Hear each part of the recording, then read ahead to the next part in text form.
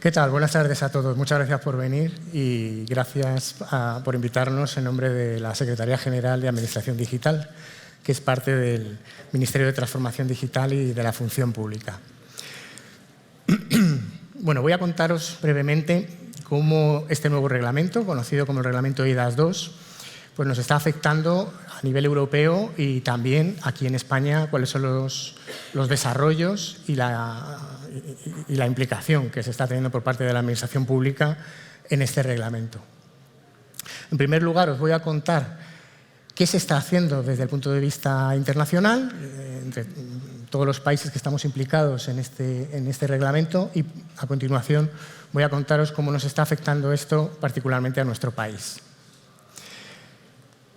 En primer lugar, solo recordaros que este reglamento es una modificación de uno ya existente, el conocido como Reglamento eIDAS 1, que está en vigor desde el año 2014 y que establecía la necesidad de que los Estados miembros, los países de la Unión Europea, proporcionaran a sus ciudadanos medios de identificación digital y que estos medios de identificación digital fueran transfronterizos y fueran reconocidos en el marco de otros países. Esto creó una amalgama de diversos sistemas de identificación digital, los que cada uno de los países proporcionaba a sus ciudadanos, y en este marco, pues, durante estos años, pues, este proyecto muy ambicioso, pues, se ha ido viendo que se podía mejorar bastante. Para empezar, claro, cada vez que un país le da a sus ciudadanos un nuevo sistema de identificación digital, el resto de países tenemos que entender y aprender cómo funciona.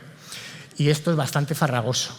En segundo lugar, tenemos que aprender a conectar con esos sistemas, de manera que cuando un ciudadano de esos países trata de entrar en algún sitio de la Administración Pública Española, por ejemplo, bueno, pues nuestra Administración ha tenido de alguna manera que interconectar con ese nuevo sistema. En fin, todo esto hacía que fuera un proceso complejo y además, independientemente de lo que fuere que cada país le ofrecía a sus ciudadanos, pues solían ser sistemas muy concretos, muy específicos, aparte de que todos ellos tenían que reunir unas ciertas condiciones, como es natural, de seguridad y de fiabilidad. Pero bueno, así hemos estado trabajando una serie de años, tras los cuales pues ocurrió que tan solo 14 de los 27 Estados miembros notificaron un esquema, los demás no, muchos de ellos incluso ocurre que es que no han desarrollado sistemas de identificación digital en sus países para sus ciudadanos, motivo evidente para no haberlo comunicado a la Comisión. Esto solo servía para el sector público, no servía para el sector privado y luego pues, se basaba en o dar toda la información o ninguna. No había manera de que el ciudadano aportara, pues como ahora estamos viendo, un requisito imprescindible, que es que se aporte en según qué servicios o sitio nos estamos conectando, la información mínima necesaria para acceder a ese servicio o a ese producto. Pues bien, por eso se planteó mejorar este reglamento y la verdad es que la mejora, o la propuesta de mejora que se ha materializado ya, porque acaba de aprobarse, ha sido bastante ambiciosa. Os voy a contar en primer lugar en qué consiste el reglamento, cuáles son los puntos fundamentales de ese reglamento. A continuación os voy a contar cómo se está trabajando en Europa para construir ciertos elementos que ese reglamento pone encima de la mesa para que sean utilizados por todos los países. Y por último os voy a contar cómo ya se están probando, se están testando estos elementos por parte de los países que se han presentado voluntarios para hacer esto. Bueno, la estrella del reglamento eIDAS 2 es la conocida como Cartera Europea de Identidad Digital, el EUD Wallet en inglés. Bueno, en primer lugar, esto es una aplicación informática que va a ser por sí misma un medio de identificación digital común en toda la Unión Europea. Esto es, por primera vez aparece un medio de identificación común en la Unión Europea. ¿Esto qué significa? Pues que además de los sistemas de identificación que cada país le proporciona a sus Estados miembros, como pueda ser aquí en España el DNI, pues aparece este otro. Uno nuevo que cada país podrá seguir o no basándolo, por ejemplo nosotros en el DNI o no, y en todo caso, pues sea lo que haga cada país tendrá validez jurídica a la hora de identificarse en otro país. Para hacer esto, los Estados miembros tenemos 24 meses para construir estas carteras digitales y proporcionárselas a los ciudadanos de manera gratuita. Están obligados a aceptar esta cartera digital el sector público, todas las administraciones públicas y parte del sector privado. ¿Esto qué significa? Pues que a partir de dentro de 24 meses, cualquier ayuntamiento de la Unión Europea podrá requerir como medio de identificación digital en su página web, en su portal, en su sede electrónica, donde sea, el uso de este sistema. Y el ciudadano podrá utilizarlo si así lo desea.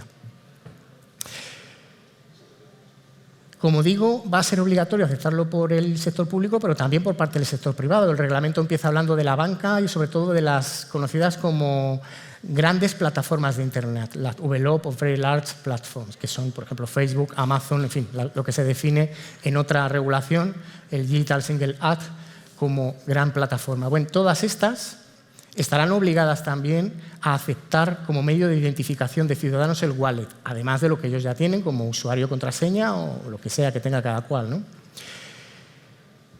El reglamento, cuando ahora habla de identidad, no restringe el uso de este término a lo que se venía conociendo hasta entonces, que era identificación. Ahora la identidad se entiende en el sentido amplio. ¿Esto qué significa? Pues que la identificación es tan solo una o unas pocas de las características que se pueden predicar de un ciudadano, como pueda ser su nombre, apellidos, fecha de nacimiento, nacionalidad o el número de DNI en el caso español. El reglamento además habla de lo que llama declaración electrónica de atributos o atestaciones o credenciales verificables, hay muchas maneras de denominar esto. Y aquí estamos hablando de cualquier cosa que se pueda predicar de una persona jurídica o incluso de un objeto. Titulaciones académicas, el permiso de circulación, ser socio del gimnasio, que tengo una cuenta corriente en un banco, que he pagado el abono de transportes de este mes, cualquier cosa que se os pase por la cabeza. Eso es una declaración electrónica de atributos. De manera que la identidad y lo que regula este reglamento incorpora también estos nuevos elementos que antes no estaban, antes estaba más restringido a la identificación. Además, establece el reglamento que con este artefacto nuevo, con esta cartera digital, ha de ser posible firmar digitalmente y además de manera gratuita para el ciudadano mientras no se aproveche y haga negocio con esto, ¿no? Pero si es así, pues la cartera digital servirá para que firméis digitalmente cualquier cosa que queráis firmar. Además, esto no solo se dirige al sector público, sino también al sector privado. ¿Esto qué significa? Pues que se pretende cerrar un gap que había entre el sector público y el sector privado, porque siempre ha sido muy complicado que conecten entre sí estos dos ámbitos, en el sentido de que por cuestiones jurídicas, por cuestiones de quién financia esto, por cuestiones de utilización, de seguridad, por muchas razones, en general, siempre ha sido muy complicado que una empresa le pregunte al Estado cualquier cosa relacionada con datos que tiene el Estado sobre vosotros. Bueno, pues esto ahora se soluciona de una manera muy simple, es porque en este esquema el dato lo lleváis vosotros. El dato no está en un sistema informático que se conecta a otro y por ahí viaja la información de alguna manera. No, el dato lo tenéis vosotros y como es vuestro hacéis con él lo que queráis. Y como tal, pues podéis presentárselo a un banco o a un ayuntamiento. Y ambos estarán obligados a aceptarlo y reconocerlo. Se crea, y esto es complicado, un ecosistema extraordinariamente complejo alrededor de este elemento. No penséis en la cartera europea de identidad simplemente como una aplicación móvil que os vais a descargar en vuestro teléfono móvil y va a funcionar. Desde el punto de vista ciudadano esto va a ser así, va a ser transparente para vosotros esto, pero realmente alrededor, para que esto funcione, es necesario crear, además de esa aplicación informática, un ecosistema bastante complejo en donde aparecen diversas necesidades, como la necesidad de que estéis seguros de que si os estáis conectando a una farmacia, eso es una farmacia, y está en Alemania, que si le estáis enviando una receta para que os envíen el ibuprofeno a casa aquí en Madrid, la farmacia sepa que eso es una receta y que ha sido emitida por un médico que es un médico. español, y todo eso es complicado. Estoy hablando de ese ecosistema nuevo que se crea alrededor de las carteras digitales.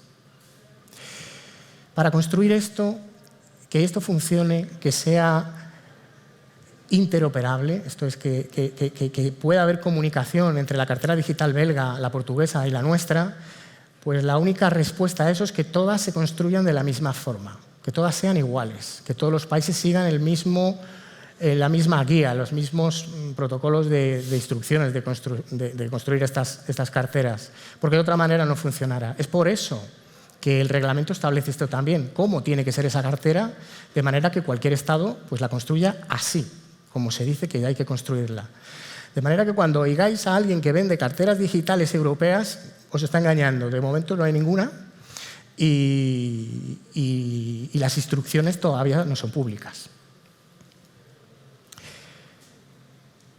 Cosas que dice el reglamento, además, en relación a esta cartera. Bueno, debe ser posible que en la cartera quede registrado solo para vosotros todas las transacciones que se han realizado con la misma. Entonces, debe ser posible que alguien sepa que hace 3 años alquiló un coche y le pidió la empresa de alquiler de coches pues, su identificación, la tarjeta de crédito y el permiso de circulación, por ejemplo. Bueno, pues eso tiene que quedar registrado en la cartera y hay artículos que están dedicados específicamente a esta cuestión.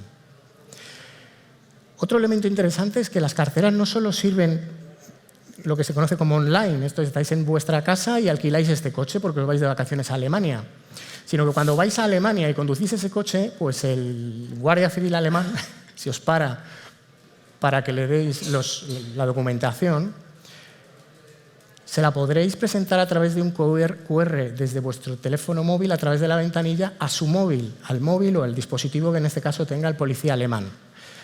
Esto es lo que se conoce como interacción offline. De manera que será posible, en plena calle, a otra persona también entregarle o presentarle información que esté en las carteras digitales. Por supuesto, esto requiere unos altos niveles de seguridad, de privacidad desde el diseño, lo cual requiere, pues, por eso el reglamento también habla bastante extensamente sobre marcos de certificación, marcos de seguridad establecidos en el Cyber Security Act y en el NISA, ¿no? Y por último, señalar que el código fuente de estas carteras digitales ha de proporcionarse en forma de código abierto, lo cual significa que cualquiera lo puede auditar, estudiar, analizar, en fin, lo cual está bastante bien desde el punto de vista de la transparencia. Bueno, pues este es uno de los elementos, y el elemento estrella quizá, la cartera europea digital. Hay bastantes otros elementos que incluye el reglamento, pero me he preferido quedar aquí.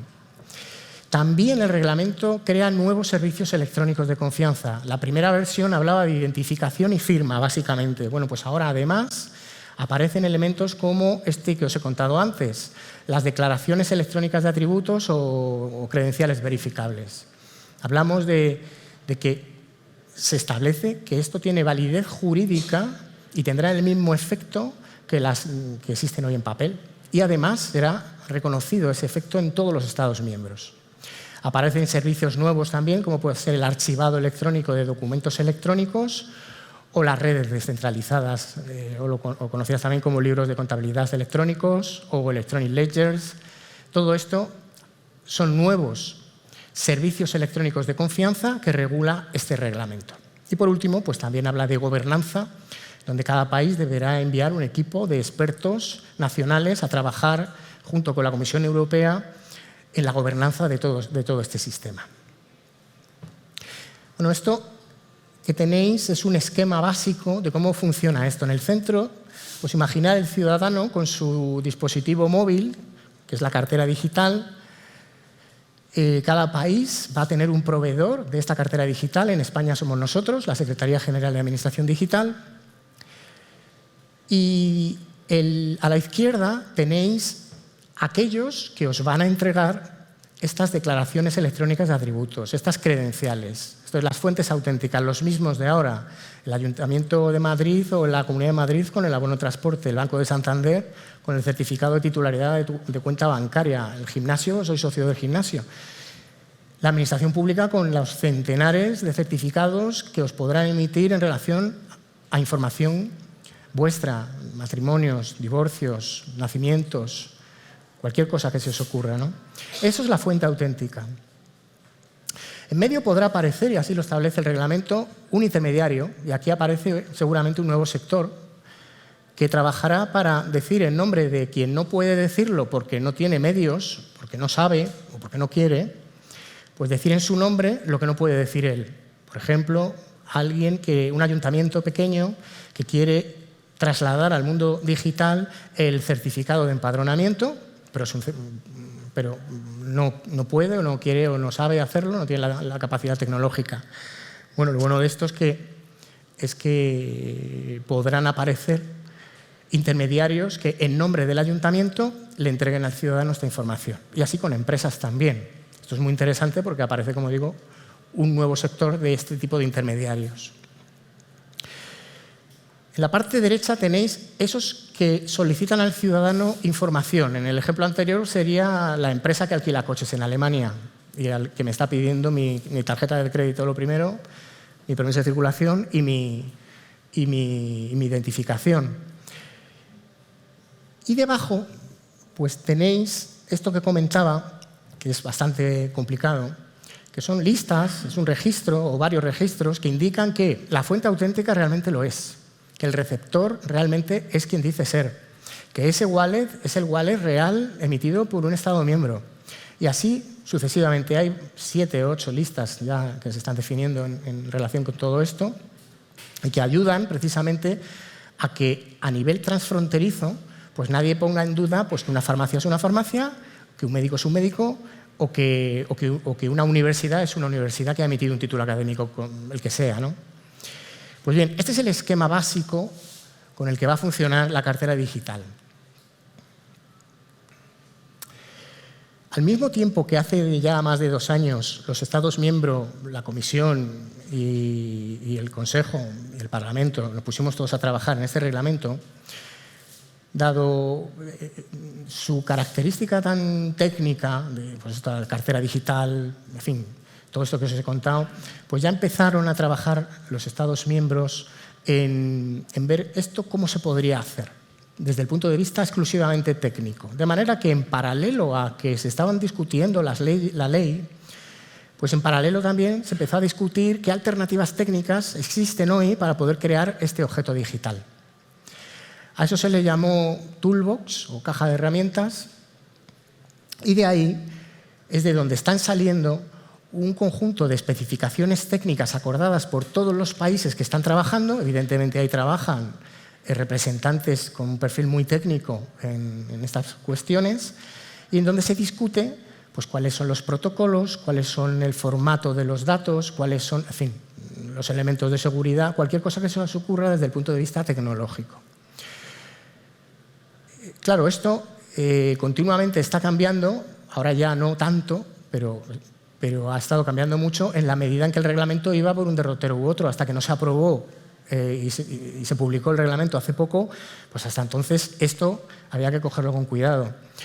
Pues bien, el reglamento va a venir acompañado, digo va a venir porque todavía no se han publicado, se publicarán los primeros a finales de este año, de un conjunto de publicaciones anexas al reglamento que se denominan actos de implementación. Es ahí donde se especifica en detalle cómo se tiene que hacer según qué cosas en este wallet. Pues bien, la mayor parte de los actos de implementación van a venir de aquí, que es aquí donde realmente se está debatiendo y definiendo cómo será ese wallet europeo.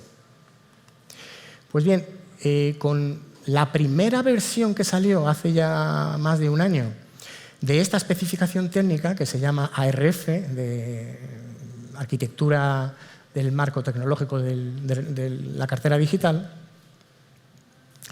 la Comisión dijo, esto quiero empezar a construir una primera versión con lo que ya hay, aunque ya sabemos que esto lo vamos a cambiar mucho, pero con lo que ya hay, que parece bastante sólido, voy a construir una primera versión, así fue que la licitó, se llevó la licitación una UTE formada por 2 empresas en la Comisión Europea y empezaron a trabajar con esas especificaciones técnicas en la construcción de una primera versión de cartera digital europea. Nadie tiene acceso a esa cartera, excepto esto que tenéis delante. La Comisión decidió que había que probar eso y solo podían probarse en el marco de consorcios que se crearan espontáneamente entre distintos países, un mínimo de 3 por consorcio, y van a trabajar en unos casos de uso que la comisión definía. Esto es, por ejemplo, diplomas académicos, seguridad social, permiso de circulación, recetas médicas, había 7, 8. Y en esos 7, 8 que la comisión consideraba que eran los más interesantes para empezar, pues tenían que conformarse consorcios para trabajar en esto. Bueno, pues finalmente se conformaron estos 4 consorcios. La suerte es que no hay ningún caso de uso que esté en 2, por lo tanto no hay competencia entre ellos. Y bueno, pues ahí tenéis el consorcio Novit, que está focalizado en pagos, más que nada, no en pagar, no en tener el dinero de alguna manera, no penséis esto, sino en la identificación previa para pagar. Esto es todo el proceso que se requiere hasta que se paga. Pues eso es lo que hace en este consorcio.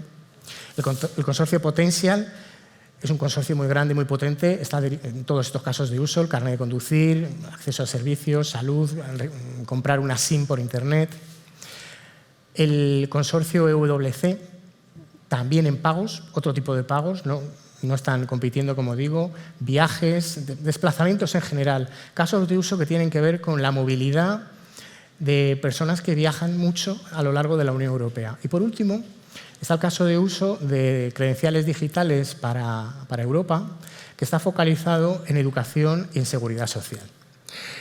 En todo caso, lo que se espera de estos casos de uso son varias cosas. En primer lugar, como digo, están probando ya el wallet y retroalimentando el toolbox.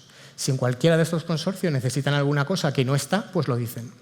Y eso se debate, se discute y se aprueba o no. Por otro lado, el fin de estos consorcios, como mínimo, es publicar lo que se conoce como rulebooks, que serán ya la guía que permitirá que todos los países, los que no están en estos consorcios, pues si quieren entrar y que en sus carteras digitales haya un permiso de circulación, tendrán que seguir el rulebook de Potential. O si hay algún país que quiere entrar y no está ahora en los casos de uso de la seguridad social o de diplomas, pues tendrá que seguir el rulebook de ese consorcio Digital Credentials for Europe. Aquí solo señalar que de esos 4 consorcios, España está liderando el mayor de todos, que es este último. Es mayor de todos en relación al número de participantes por caso de uso. Aquí tenemos 99 organizaciones de 25 países, que son todos los Estados miembros, 23, más Ucrania y Noruega. Y como digo, está focalizado en esos 2 casos de uso, diplomas, con educación formal, no formal, y seguridad social. Por ejemplo, en la seguridad social, una de las credenciales o atributos es la credencial de salud, esta tarjeta azul que seguro que os habréis sacado más de uno si habéis viajado al extranjero y pues os ponéis enfermos, pues esa, trasladarla al mundo digital. Y en el caso de diplomas, pues los diplomas académicos. Aquí hay que decir que gran parte del sector educativo europeo está aquí. Me gusta decir que una de las 99 organizaciones pues es el consorcio Erasmus, que ya detrás, imaginar, ¿no?, lo que tiene detrás, ¿no?, ese consorcio. Aquí solo recordar algunas fechas. El 30 de abril pasado se publicó en el Diario Oficial de la Unión Europea este reglamento. Por lo tanto, se empiezan a contar 6 meses para que se publiquen estos actos de implementación o actos de ejecución, unos primeros que va a haber que tienen que ver con el wallet per se. A partir de ahí se cuentan 24 meses para que las administraciones públicas estén obligadas a construir ese wallet y ofrecérselo a los ciudadanos.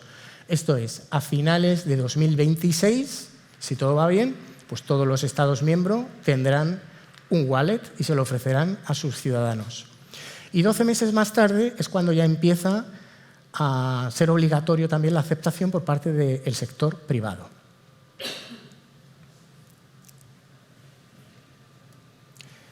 Ahora voy a contaros cómo esto a nosotros nos está afectando ya, desde hace tiempo.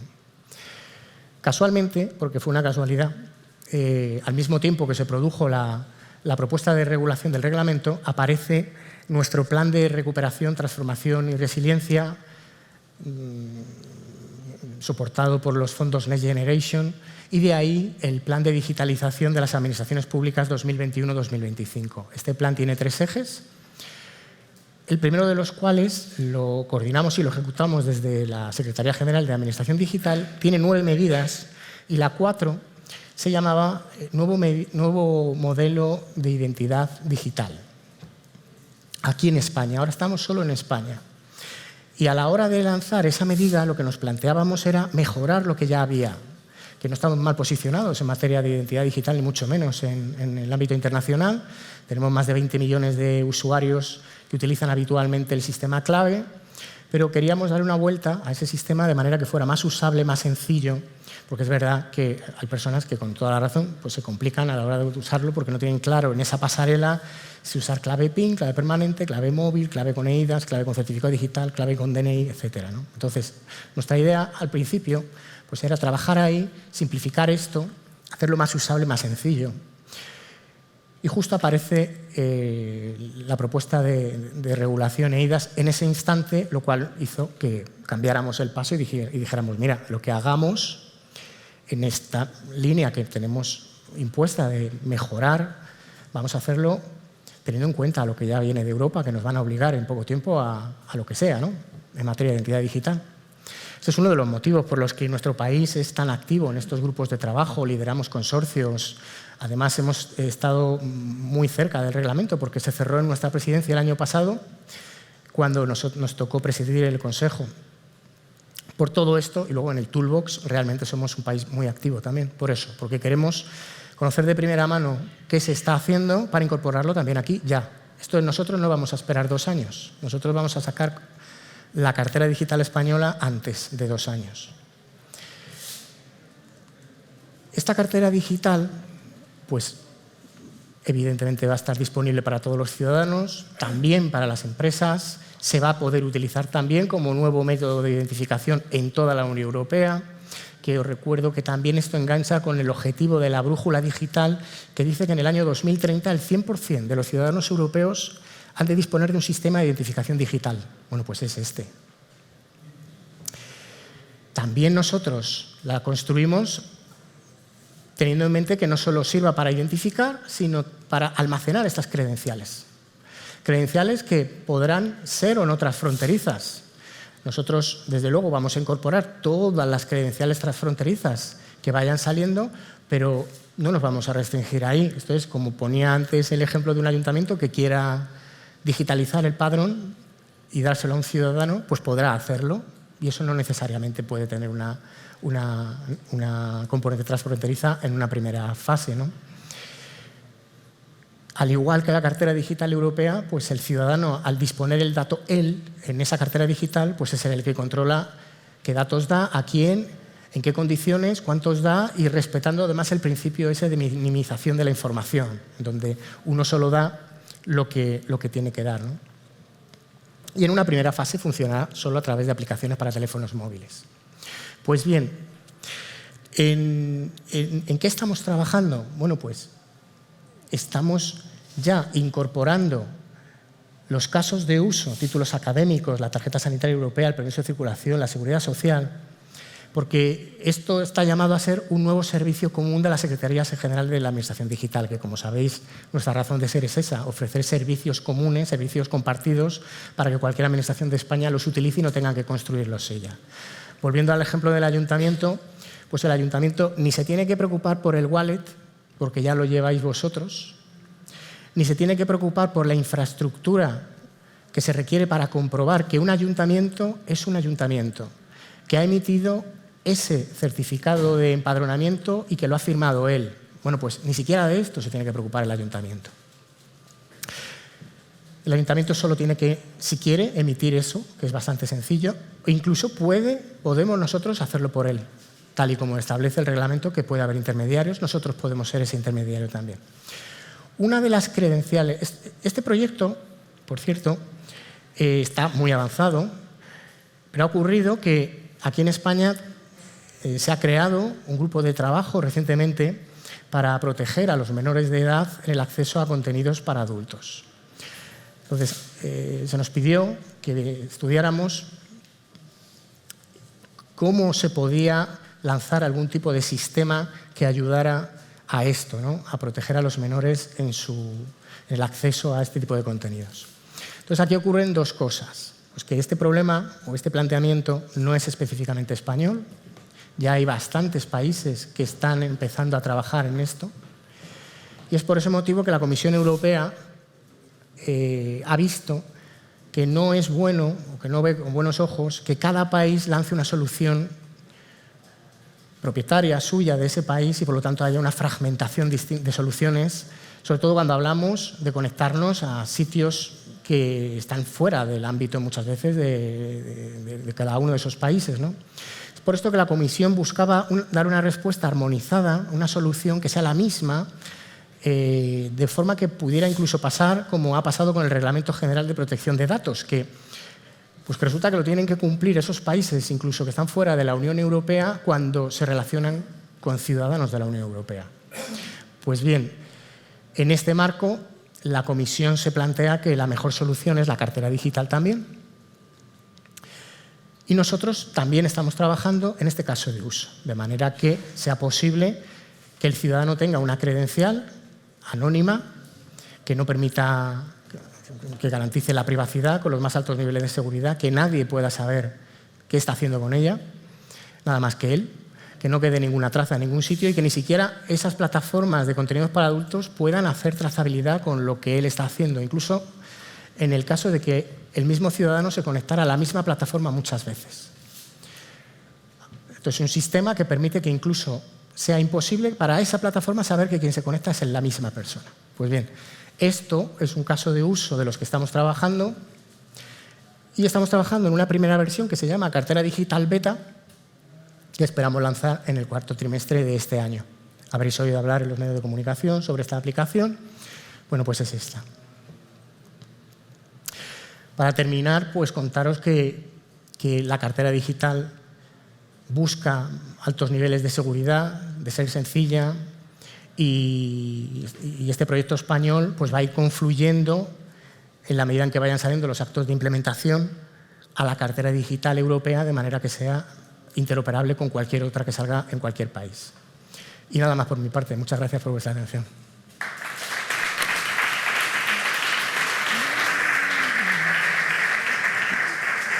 No sé si tenéis alguna pregunta o algo. Hola, ¿qué tal? Espera que te traen el micrófono.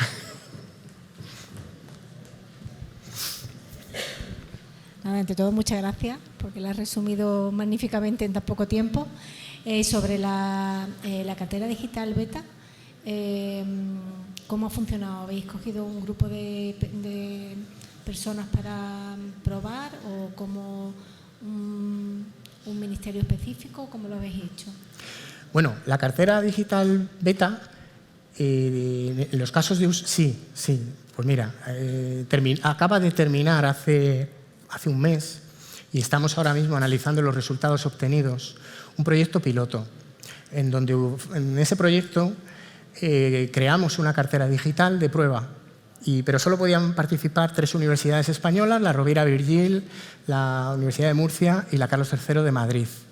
Y también participaba la Fábrica Nacional de Moneda y Timbre, que era quien entregaba esa primera credencial que sirve para identificar al ciudadano. Entonces decía nombre, apellidos, DNI, fecha de nacimiento y nacionalidad.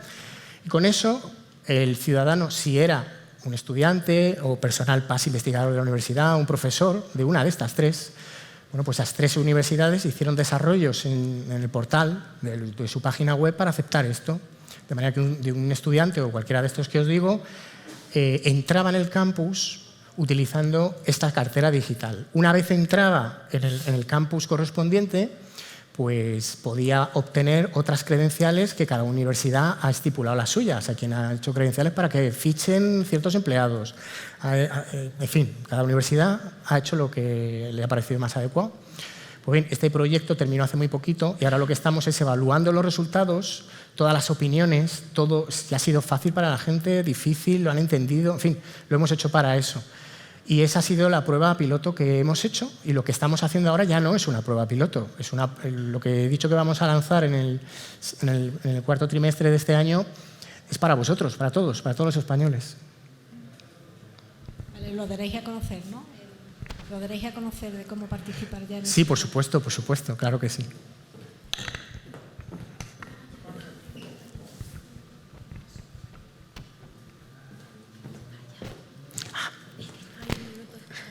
Pues 1 minuto queda para este chico. Lo de chico me encanta. Vamos a ver. Normativa española. El EPAC se tiene que tocar en decreto de que regula el DNI porque es un nuevo instrumento. ¿Cómo funciona esto?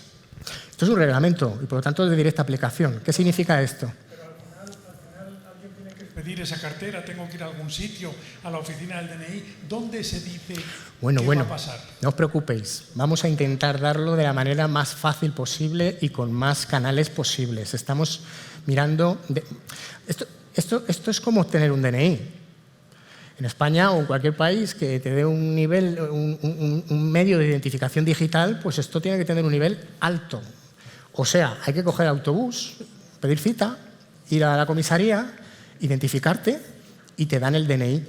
Bueno, pues con esto va a ser exactamente igual, pero no siempre. Va a poder hacerse también usando el DNI español ya. Estamos analizando la posibilidad de utilizar sistemas de onboarding digital para que la gente lo pueda hacer en casa en según qué casos. Pero como mínimo estamos viendo la presencialidad igual. Esto es que tengas que ir a algún sitio y te descargas la aplicación, que puedas hacerlo usando algún tipo de sistema de nivel alto que ya poseas, como pueda ser el DNI electrónico. También estamos mirando estos medios de onboarding digital. Somos nosotros los que vamos a emitir esa cartera digital. Los datos que hay en esa cartera digital no son los del DNI, porque son los que se definen en el reglamento. Tiene que ser así, porque si cada país pusiera los datos que quiere, pues esto no funcionaría.